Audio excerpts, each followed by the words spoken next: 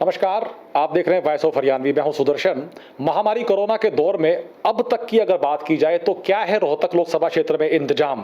क्या है दावे और क्या है उनकी हकीकत, इन पर बात करते हैं रोहतक लोकसभा क्षेत्र के सांसद डॉक्टर अरविंद शर्मा से। डॉक्टर साहब, सबसे पहले जानना चाहूंगा कि क्या है अब तक की वास्तविक हकीकत। देखिए, कोरोना की महामारी पिछले साल से चली हुई है, 2020 से पूरे विश्व में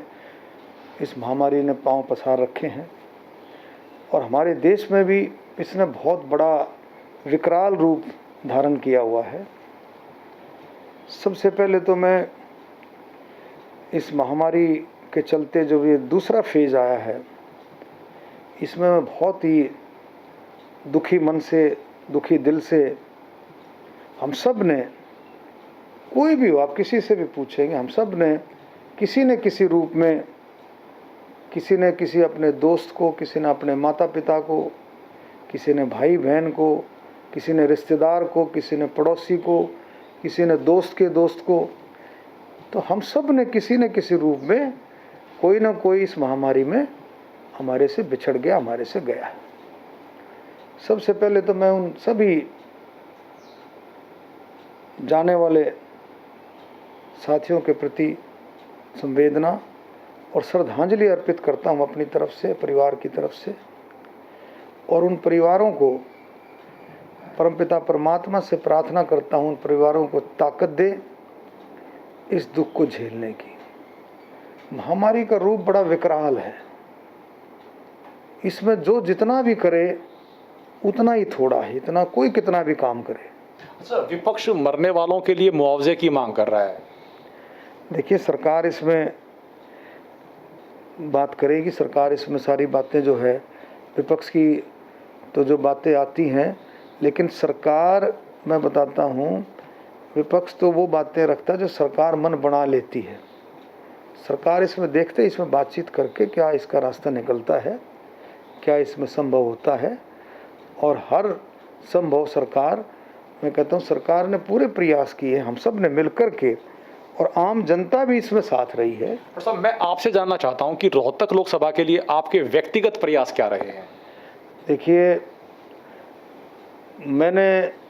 जब से महामारी चालू है 2020 से, एक दिन भी हमने ऐसा नहीं छोड़ा जो लोगों के, प्रशासन के बीच में एक दौर ऐसा आया भी था, आप सब ने देखा था, जब लगता था महामारी चली गई है, लेकिन तब भी मैं यही कहता था, भाई चौकसी रखनी है, चौकसी रखो, क्योंकि हम सुनते थे विश्व लेवल पर कि भी महामारी के रूप में दूसरी वेव भी आएगी। चौकसी के लिए हमेशा हमेशा लोगों को समझाता था, भाई मास्क लगाओ, सोशल डिस्टेंसिंग रखो, अपने आप को सैनिटाइज करते रहो। इन बातों का विशेष ध्यान चलते चलते अब जो सेकंड फेज़ आया, ये एक ऐसा विकराल रूप था, जैसे आदमी कहे भाई तूफान की आशंका हो, सुनामी आ जाए, तो सुनामी के रूप में ये जब आई, तो हमने जो यथासंभव प्रयास रहे दिन रात, ये नहीं कि भाई हमने ऐसे ही पूछ लिया, लेकिन हमने पूरी कोशिश की, जो भी हमने चार चार नंबर हमने अपने चालू किए, चार नंबर दिन रात हमारे साथी लग कर के लड़के, मैं खुद रात को 2 बजे का पता नहीं, 3 बजे का पता नहीं, किसी का भी किसी भी रूप में फ़ोन आया, ये नहीं कि कोई हमारे वर्कर का, साथी का, जानकार का, किसी का भी, पूरे हरियाणा से, पूरे देश से, जहाँ भी जो मदद हो सकती थी, किसी का भी फ़ोन आया कि जी मुझे हॉस्पिटल में एडमिशन की ज़रूरत है, कहीं किसी को ऑक्सीजन की ज़रूरत है, कोई इंजेक्शन की ज़रूरत है, कोई दवाइयों की ज़रूरत है, किसी भी तरह की जो बात आई, कईयों ने कहा कि जी प्लाज्मा के लिए हमारे को प्लाज्मा दिलवा दो, वो डोनेशन कैंप्स जो है हमने चलवाए। तो सारा हमने पूरा अच्छी तरीके से, प्रशासन, सरकार में जहाँ बात रखनी थी सरकार में बात रखी, केंद्र सरकार में जहाँ बात रखनी थी केंद्र सरकार में रखी, हेल्थ मिनिस्टर से बात रखी, जहाँ जहाँ कई बातें ऐसी आई, और दोनों जिलों के प्रशासनिक अधिकारियों से, झज्जर, रोहतक और साथ में हमारा रेवाड़ी, कोसली जिला, तीनों, इन सब से बराबर टच में रहे, पूछते रहे और लोगों की मदद करते रहे, जो भी यथासंभव हो सका लोगों की मदद करते रहे, लोगों को बेड दिलवाते, लोगों को ऑक्सीजन के, एक बार समय ऐसा आ गया था कि ऑक्सीजन की बहुत थोड़ा सा परेशानी आई थी, लेकिन उसमें भी हमने कोई कसर छोड़ी नहीं। तो जो भी संभव हुआ वो दिन रात मिल करके लोगों के साथ हमने मिल करके, कोई सबसे बड़ी बात है हमने एक फ़ोन भी हमने नहीं छोड़ा कि किसी का भी फ़ोन आया तुरंत हमारे 5-5 नंबर काम कर रहे थे, 4 और एक मेरा नंबर, हमने बहुत अच्छे तरीके से, रोहतक में हमारा हेल्पलाइन नंबर अलग से चल रहा था, झज्जर में अलग से चल रहा था और यहाँ अलग, मतलब सारे लोगों ने, साथियों ने मिल कर के हमने बहुत अच्छे तरीके से लोगों को संभालने की कोशिश की। बाकी तो परमात्मा बड़ी ताकत है, ऐसे ऐसे साथी भी जो हमने पूरी कोशिश करी और उस कोशिश के बावजूद भी हम बचा नहीं पाए, ऐसे साथी भी है। लेकिन ऐसे साथी भी निकले जो लगता था कि नहीं बच पाएंगे, बिल्कुल ऐसा लगता था कि शायद आखिरी समय हो रह गया है, लेकिन वो साथी बच भी गए, ऐसे भी साथी रहे। और सब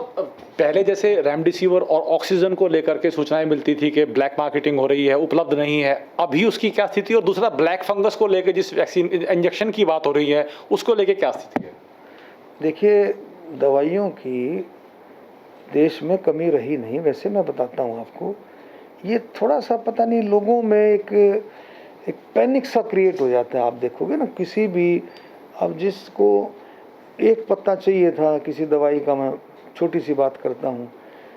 वो 50-50 पत्ते ले गया। मतलब लोगों में एक ऐसी भावना होगी, एक डर की भावना एकदम जो है कि भी पता नहीं क्या होगा, हमारे को दवाई मिलेगी कि नहीं मिलेगी, कभी हम भी बीमार हो जाए, जो बीमार था नहीं था, ऑक्सीजन का भी ऐसा। लेकिन फिर भी जो है, जैसे अब ब्लैक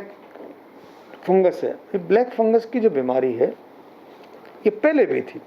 लेकिन पहले ये कम लोगों में होती थी,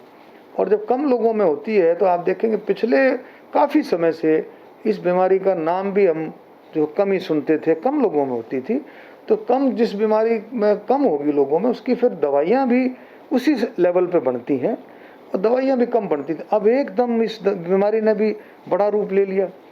तो कंपनियों को सरकार ने तुरंत, केंद्र सरकार ने तुरंत ऑर्डर करके और कंपनियों को भी मंजूरी दी है और दवाइयों का इंतज़ाम अब पूरे तरीके से शुरू हो गया। जो इनकी दवाइयाँ थी ब्लैक फंगस की, और भी जो है कोविड से जो रिलेटेड जितनी भी हैं, अब ऑक्सीजन का आप देखेंगे, ऑक्सीजन की जो जहाँ तक बात है, पहले देश के अंदर 5,700 मीट्रिक टन का उत्पादन था देश में ऑक्सीजन का। आज ऑक्सीजन बढ़ करके लगभग 9,446 के करीब मीट्रिक टन के करीब हो गया, दुगना, लगभग दुगना हो गया है। तो मतलब सारी चीज़ों की देखभाल इसी तरह से अब आप देखेंगे, साथ में जो है वेंटिलेटर्स की संख्या बढ़ाई गई है। तो ये नहीं कि भाई अब हम सोचते हैं कि भाई महामारी को हम धीरे धीरे करके सरकार की मदद से, प्रशासन की मदद से, और सबसे बड़ी मदद तो लोगों की, आम जनता की मदद से हम धीरे धीरे करके ये महामारी काबू में आती जा रही है। लेकिन फिर भी मैं आज फिर दोबारा से भी कहता हूँ कि फिर भी जो है, अब वो सुनते आ रहे हैं, अभी तीसरी वेव की बात है, लेकिन फिर भी हमारे को और लंबे समय तक चौकसी रखने की ज़रूरत है। Social distancing, face mask, sanitisation, किसकी थोड़ी सी भी तबीयत जैसे ख़राब होती है, किसी को खांसी है, जुकाम है, बुखार है, बॉडी एक है, पेट में दर्द है, तो कोई भी जिसको भी ऐसी तकलीफ़ होती है, सांस लेने में दिक्कत है, उसको तुरंत अपने डॉक्टर को, या अपने गांव में है तो आशा वर्कर है, आंगनवाड़ी वर्कर है, वहाँ भी CHC, PHC, जो भी जहाँ जिसको जो नज़दीक लगता है, उससे उसको संपर्क करके तुरंत उसको टेस्ट कराना चाहिए। और ज़रूरी नहीं कि उसको कोविड हो, लेकिन उसको टेस्ट करा करके इस बात को रूल आउट करना चाहिए, मुझे कोविड नहीं है। ये सारी चौकसी हमें रखनी पड़ेगी आप काफ़ी थोड़े लंबे समय तक। सर, नेता प्रतिपक्ष भूपेंद्र सिंह हुड्डा हो, चाहे विपक्ष के दूसरे नेता हो, उनका आरोप है कि सरकार इस मोर्चे पर विफल रही है। देखिए, प्राकृतिक महामारी है, नेचुरल महामारी जिसे कहते हैं। नेचुरल महामारी में आप देखेंगे, इस महामारी का रूप देखें आप, किस तरह का इस महामारी का रूप था, एक विकराल रूप आप देखें, भयंकर रूप मैं कहूँगा। और जितने इंतजाम थे सरकार ने, प्रशासन के इंतजाम थे, इसमें कोई शक नहीं है, पूरे देश के लेवल पर हर एक राज्य ने अपने अपने तरीके से इंतजाम कर रखे थे, और सभी राज्यों के इंतजाम, क्योंकि सुनामी, वो कहते हैं ना, आदमी अगर तूफान की तैयारी कर रहा हो, आ जाए सुनामी, तो वो तैयारियों के हिसाब से पूरे देश में ही आप देखेंगे हर एक राज्य में अलग अलग तरह की सरकारें हैं। कई राज्यों में कोई सी सरकार है, किसी में विपक्ष की सरकार का हो गया, किसी में पक्ष की है, कैसे। लेकिन सभी राज्यों में आप देखेंगे कहाँ विपक्ष अगर ऐसे लगा रहा है, अगर ऐसे इल्ज़ाम लगा रहा है, तो उनके राज्यों में क्या हुआ? अगर ऐसी बातें हैं तो ये प्राकृतिक, इसमें हमारे को किसी पर टीका टिप्पणी की बजाय किसी को हम इस तरह की बातें करें, हमें इस बीमारी में सब ने मिलकर के देश के हित में, लोगों के हित में हमें मिलकर के काम करना चाहिए। और मिलकर के ही काम, जो लोग मिलकर के, लोग हर चीज़ से ऊपर उठ करके, जाति धर्म हर चीज़ से ऊपर उठ करके लोग, बस सिर्फ एक ही लोगों में था, इकट्ठे होकर के इस महामारी के साथ मुकाबला करना है। और यही एक सबसे बड़ी बात है कि हम इस महामारी पर धीरे धीरे अगर काबू पा रहे हैं तो उनमें लोगों का पूरा सहयोग है, तभी इस महामारी को काबू पाया जा सकता है और काबू धीरे धीरे पा भी रहे हैं। धन्यवाद डॉक्टर साहब। ये डॉक्टर अरविंद शर्मा जो कह रहे हैं कि जाति धर्म रंग सबसे ऊपर उठकर हम सबको मिलकर लड़ना होगा, नियमों का पालन करना होगा, तभी हम इस महामारी से जीत सकते हैं, लड़ सकते हैं। आप देखते रहिए वॉइस ऑफ हरियाणवी। नमस्कार।